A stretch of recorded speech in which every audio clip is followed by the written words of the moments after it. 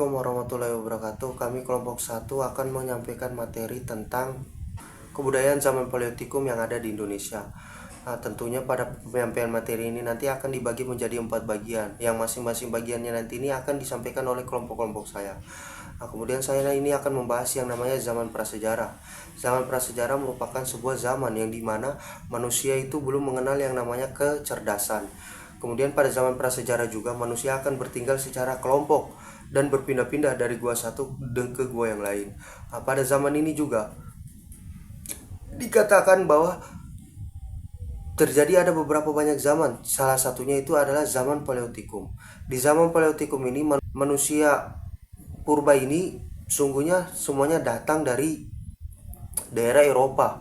Nah, mereka datang ke Indonesia ini melalui laut-laut yang membeku, sehingga datang ke daerah yang tropis untuk menghangatkan badan mereka.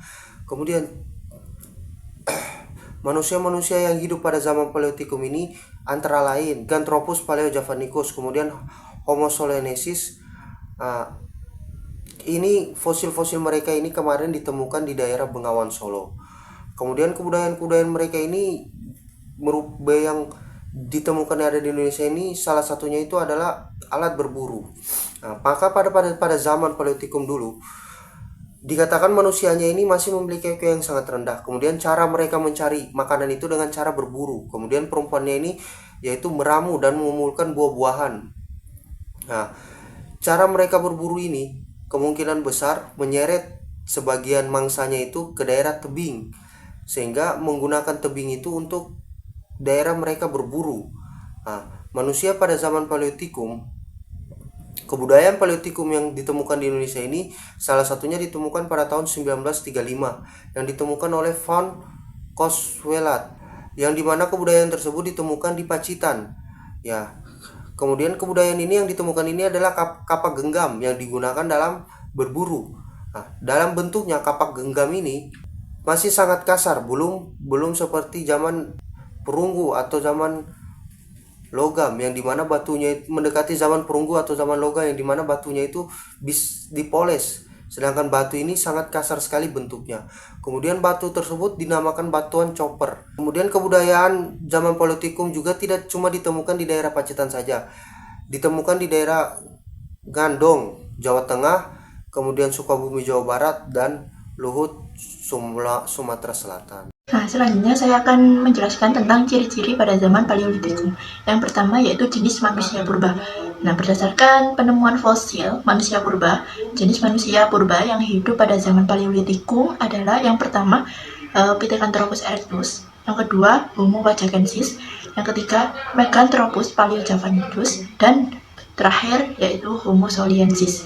Fosil-fosil tersebut telah ditemukan di aliran sungai Bengawan Solo. Ciri-ciri selanjutnya yaitu jenis kebudayaan. Berdasarkan daerah penemuannya, maka alat-alat kebudayaan Paleolitikum tersebut dapat dikelompokkan menjadi dua, yaitu kebudayaan Pacitan dan kebudayaan Gandong. Untuk jenis kebudayaan yang pertama yaitu kebudayaan Pacitan. Pada tahun 1935, von Koenigswald menemukan alat batu dan kapak genggam di daerah Pacitan. Kapak genggam itu berbentuk seperti kapak tetapi tidak bertangkai. Kapak ini masih dikerjakan dengan sangat kasar dan belum dihaluskan. Para ahli menyebutkan bahwa kapak itu adalah kapak penetap. Selain di Pacitan, alat-alat banyak ditemukan di daerah Progo, Gombong, Sukabumi, dan Lahat. Kebudayaannya selanjutnya yaitu kebudayaan Ngandong. Para ahli berhasil menemukan alat-alat dari tulang, flakus, alat penusuk dan tanduk rusa, dan juga ujung tombak bergigi di daerah Ngandong dan Sidoarjo. Selain itu, di dekat Sangiran telah ditemukan alat yang kecil dan sangat indah. Alat tersebut dinamakan serbi pilah.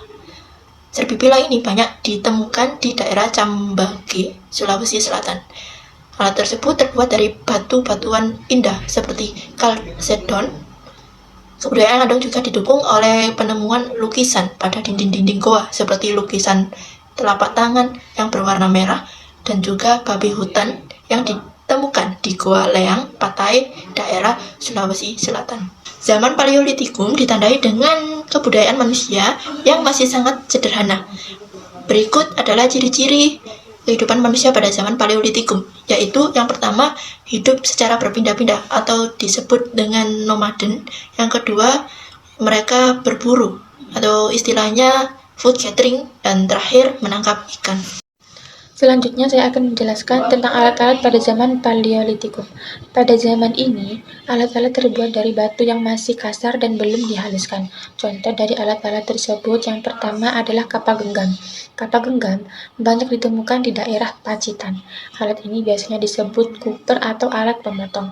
Alat ini dinamakan kapa genggam karena alat tersebut serupa dengan kapak tetapi tidak bertangkai, dan cara menggunakannya dengan cara menggenggam.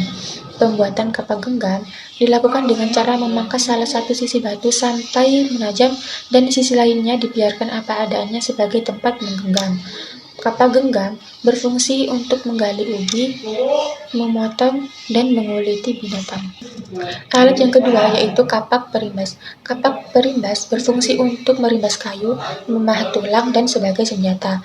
Alat ini juga ditemukan di Gombong, Jawa Tengah, Sukabumi, Jawa Barat, Lahat, Sumatera Selatan, dan Goa Copoting, Beijing. Alat ini paling banyak ditemukan di daerah Pacitan, Jawa Tengah, sehingga oleh Ralph von Koenigswald disebut sebagai Pacitan. Selanjutnya yang ketiga adalah alat-alat dari tulang binatang atau tanduk rusa. Salah satu peninggalan zaman Paleolitikum yaitu alat dari tulang binatang. Alat-alat dari tulang ini termasuk hasil kebudayaan Ngandong. Kebanyakan alat dari tulang ini berupa alat penusuk atau belati dan ujung tombak bergerigi. Fungsi dari alat ini adalah untuk pengorek ubi dan keladi dari dalam tanah. Selain itu, alat ini juga biasa digunakan sebagai alat untuk menangkap ikan. Alat yang terakhir yaitu flakes. Flakes yaitu alat-alat kecil yang terbuat dari batu kalkedon yang dapat digunakan untuk mengupas makanan. Flakes termasuk hasil kebudayaan Ngandong sama seperti alat-alat dari tulang binatang. Kegunaan alat-alat ini pada umumnya untuk berburu, menangkap ikan, mengumpulkan ubi, dan buah-buahan. Baik, selanjutnya saya akan menjelaskan tentang kebudayaan Pebble atau Pebble Culture. Kebudayaan Pebble terbagi menjadi 4, yakni yang pertama adalah Keuken Mondinger atau sampah dapur. Keuken Mondinger adalah istilah yang berasal dari bahasa Denmark yang berarti keuken artinya dapur dan moding yang artinya sampah. Keuken Mondinger arti sebenarnya adalah sampah dapur. Dalam kenyataannya, Keuken Mondinger adalah tumpukan atau timbunan kulit kerang dan siput yang mencapai ketinggian kurang lebih 7 meter dan sudah membatu atau membentuk menjadi fosil. Keuken Mondinger sendiri ditemukan di sepanjang pantai timur Sumatera, yakni antara Langsa dan Medan. Dari bekas-bekas penemuan tersebut menunjukkan bahwa manusia pada saat itu yang hidup pada zaman itu sudah menetap.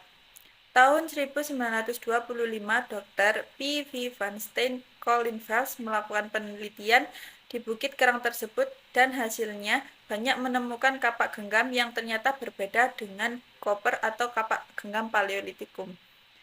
Yang kedua adalah pebble atau kapak genggam Sumatera atau biasa disebut Sumateralith. Pada tahun 1925, Dr. P.V. van Steen Colinvels melakukan penelitian di bukit kerang tersebut dan hasilnya menemukan kapak genggam.